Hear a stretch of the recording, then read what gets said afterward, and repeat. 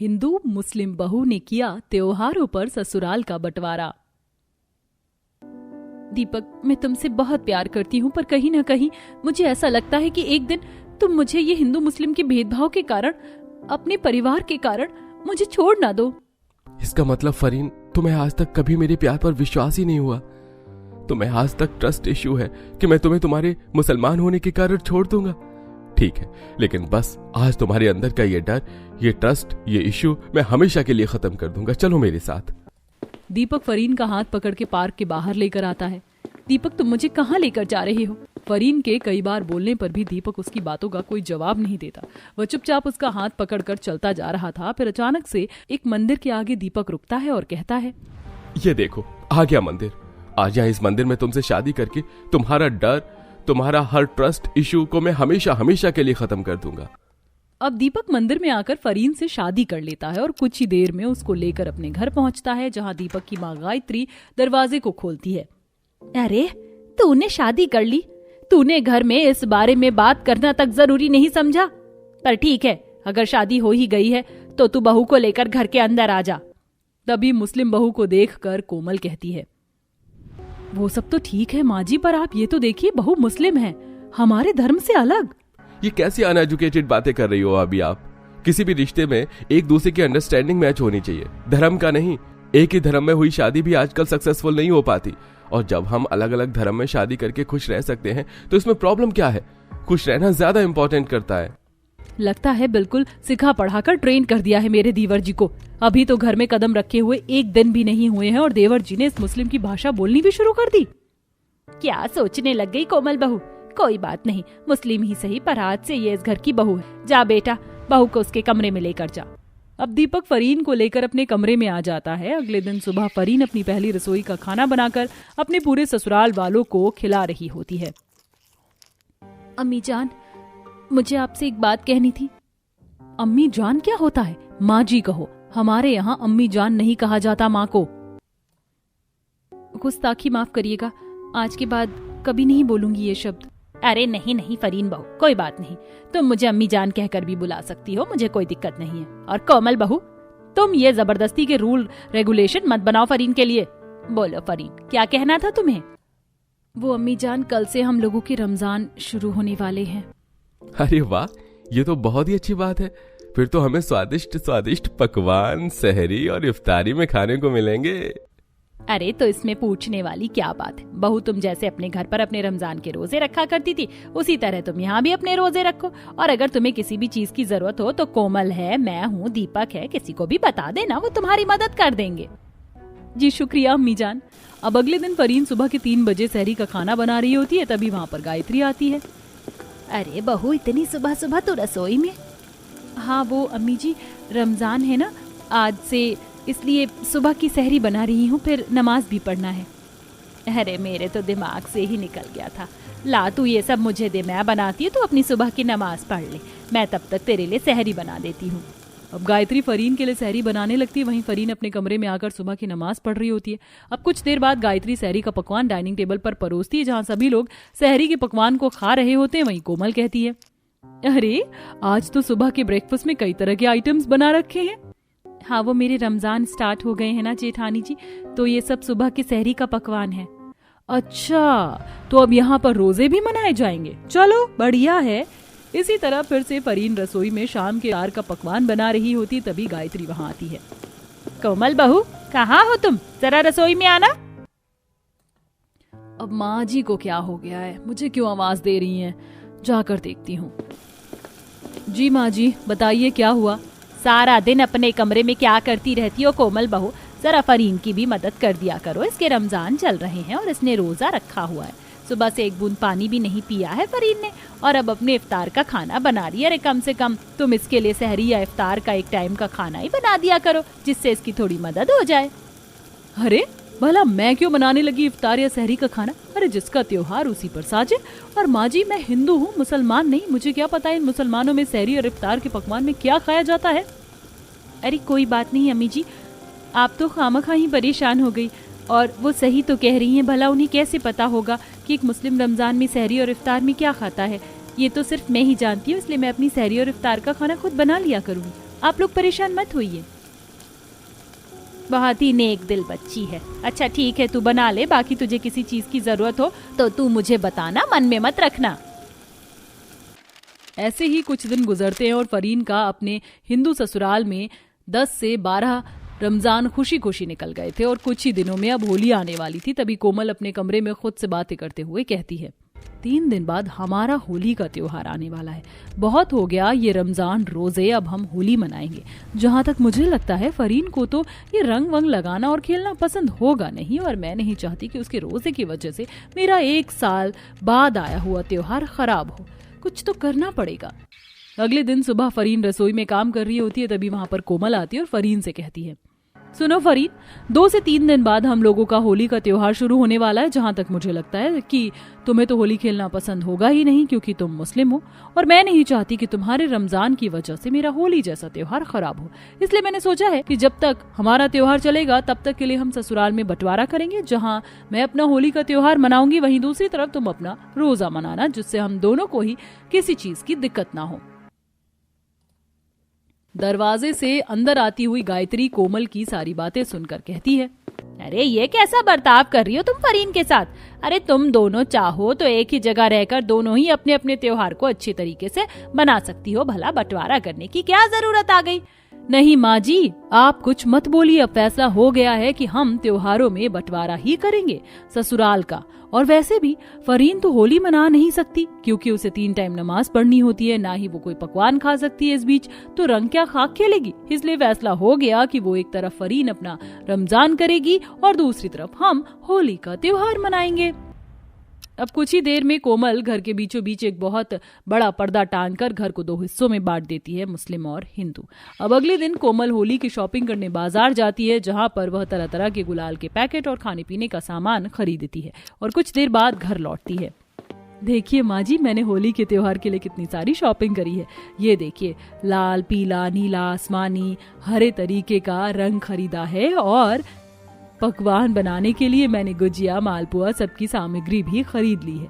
देखना माँ जी, इस बार होली में बहुत मजा आने वाला है। ओहो भाभी, आपने कितनी सारी शॉपिंग करी है, पर अफसोस है कि मैं इस बार अपनी भाभी के साथ होली नहीं खेल पाऊंगा। मुझे काम के सिलसिले से बाहर जाना होगा। बुरा तो मुझे भी लग रहा है देवर जी की पहली बार अपने देवर के साथ होली नहीं खेल पाऊंगी, पर कोई बात नहीं। अब दीपक काम के सिलसिले से बाहर चला जाता है। कुछ दिन बाद होली का त्योहार आता है, जहाँ सरला, बिमला, राधा अपने हाथों में गुलाल की प्लेट लेकर कोमल को रंग लगाने आती हैं। हैप्पी होली कोमल। अब सरला, बिमला, राधा सभी कोमल को रंग लगा रहे होते हैं और पर्दे के पीछे खड़ी फरीन चुपचाप ये खुशहाल माहौल देख रही होती है। कितने खुश लग रहे हैं ये लोग, और ये लाल, पीला, हरा, नीला रंग इनके गालों पर कितना सुंदर लग रहा है। फरीन ऐसा सोच ही रही होती कि पड़ोस के सभी लोग अनजाने में पर्दे किस तरफ आ जाते हैं और बिना सोचे समझे फरीन के गालों पर गुलाल लगा देते हैं। अरे ये क्या किया, ये हिंदू नहीं मुसलमान है, ये लोग होली नहीं मानते, इनका रोजा चल रहा है। अरे तो क्या हो गया, हिंदू हो या मुसलमान, ये रंगों का त्योहार है, हिंदू मुस्लिम का नहीं। और तुमने सुना नहीं क्या, बुरा ना मानो होली है। और अच्छा थोड़ी लगता है कि एक ही जगह रहकर एक इंसान रंग लगाए और दूसरा इंसान कोरे शरीर में हमें चुपचाप देखता रहे।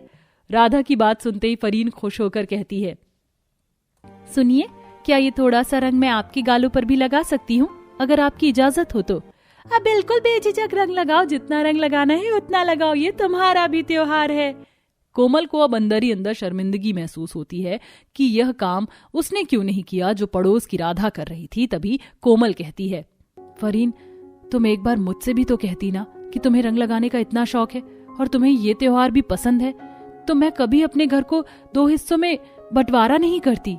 तभी हाथों में पकवान की थाली लिए गायत्री हॉल के अंदर आती हुई ये सब कुछ सुनकर कहती है, अरे तो क्या हो गया, जब जागो तब सवेरा।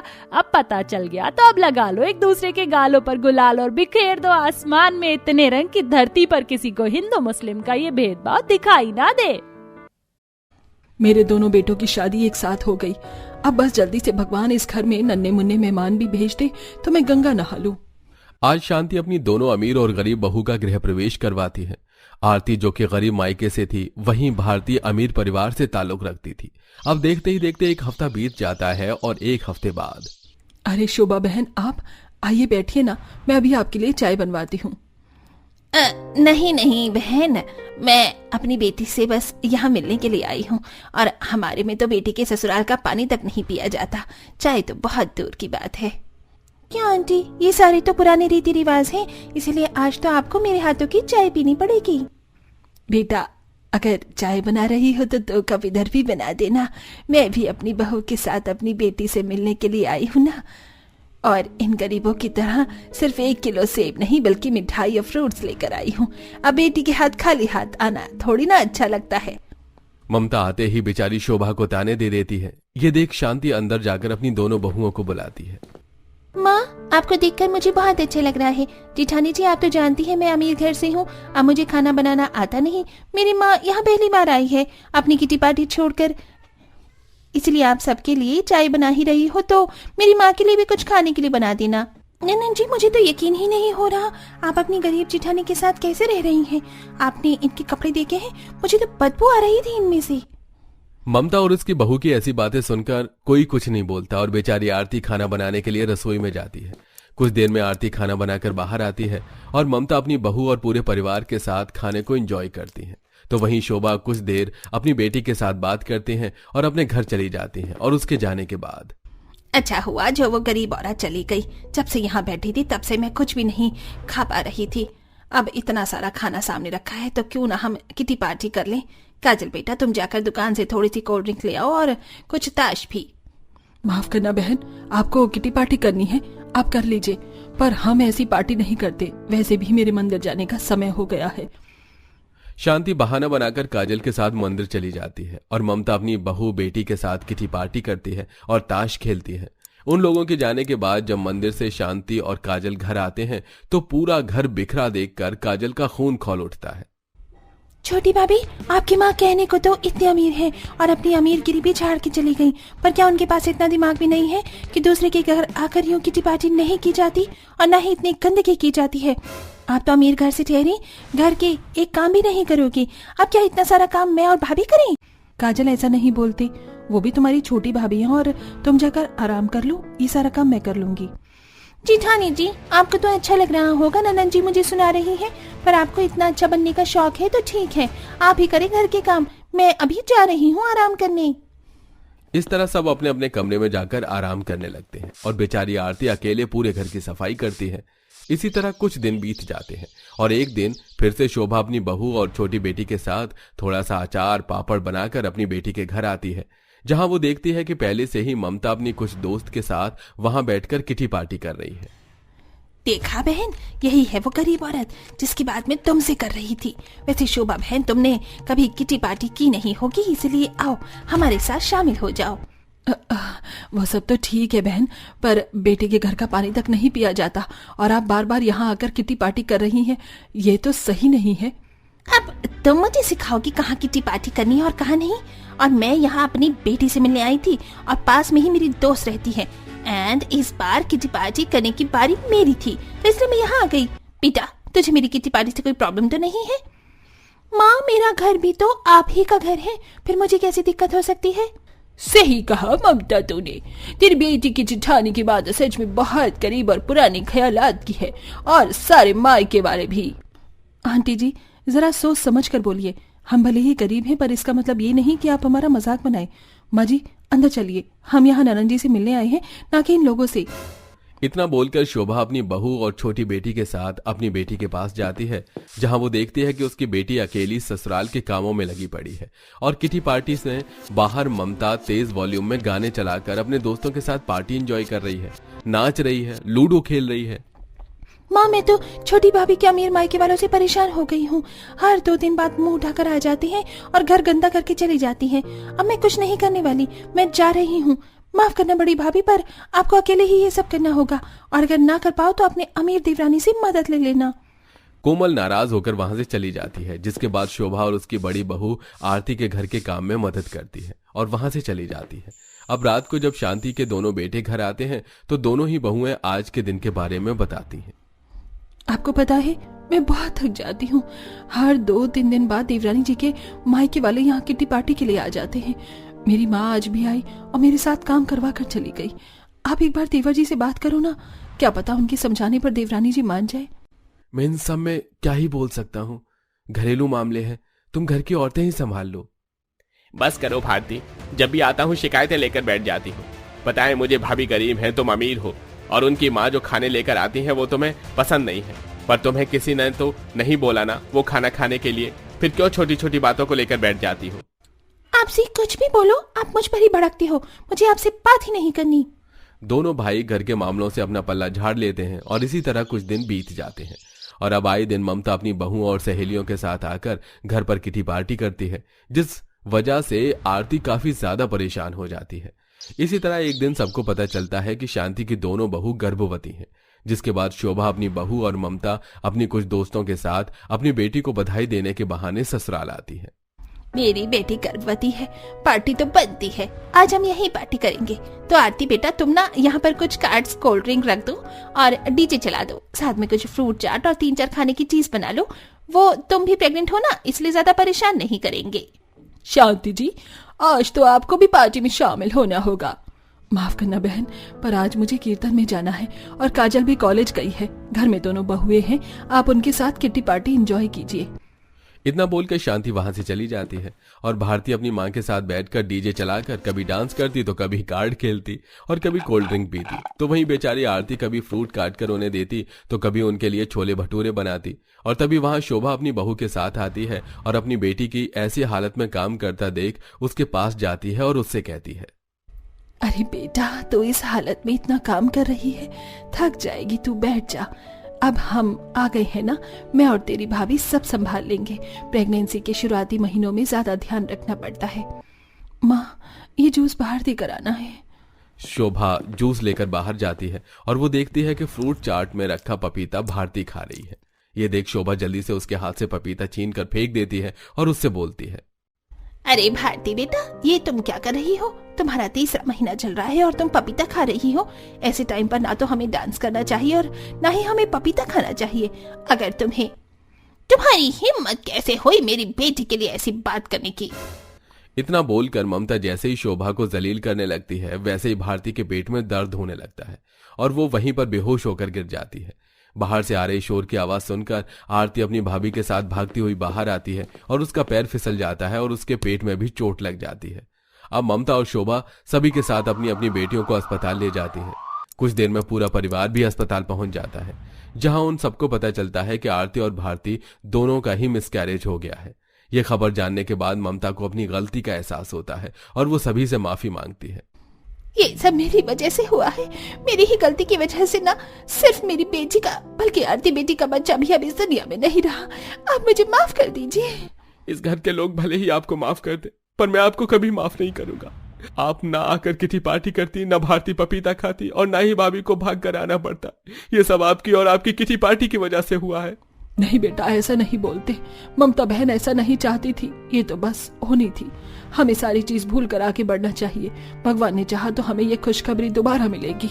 शोभा के कहने पर सभी ममता को माफ कर देते हैं और कुछ महीनों बाद उन्हें खुशखबरी दोबारा मिलती है।